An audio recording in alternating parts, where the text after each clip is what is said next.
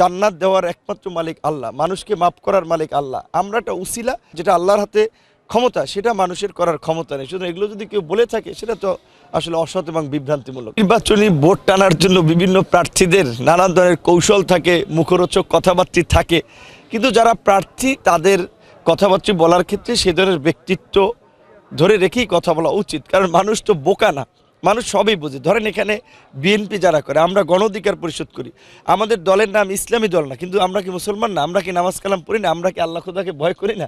আমরাও তো ইসলামী হুকুমত কায়েম করার জন্য নবীর সুন্নাত, আল্লাহ রাসূলের বিধান মেনে চলারই চেষ্টা করি।